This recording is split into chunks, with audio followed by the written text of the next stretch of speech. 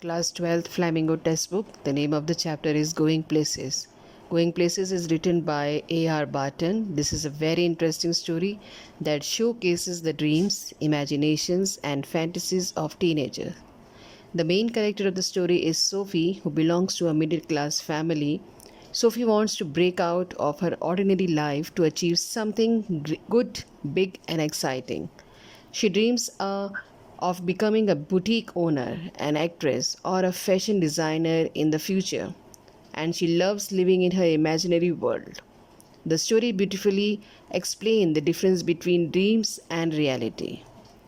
This chapter shows that teenagers often get lost in the fantasies of fame and success. However, unrealistic dreams can sometimes become the reason for disappointment. Let's focus on the summary. The main character of the story is Sophie, a teenager schoolgirl. She lives with her family in a small house in a very poor locality. Sophie's nature is very dreamy and imaginative. She always dreams big and wants to escape her ordinary life.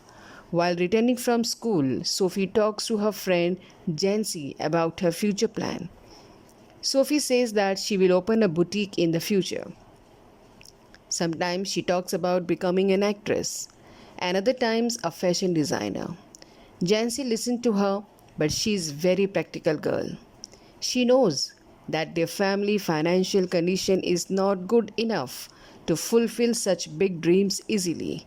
Therefore, she tries to make Sophie understand the reality. Sophie has an elder brother named Geoff. Geoff is a quiet boy who is learning work as an apprentice motor mechanic. Sophie admires Geoff a lot because she feels that he knows a great deal about the outside world. Sophie wants to tell her every exciting news to Geoff first. One day, Sophie tells Geoff that she met the famous football player, Danny Casey. She says that Danny Casey talked to her and they met casually.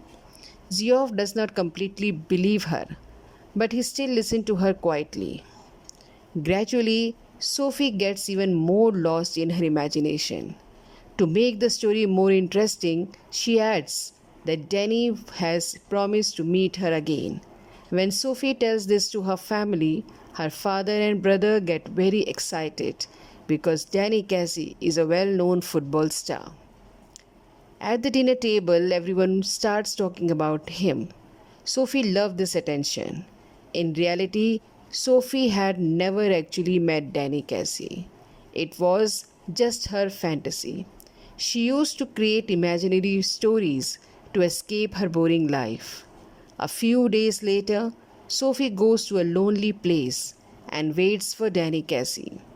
She is completely confident that Danny will definitely come to meet her.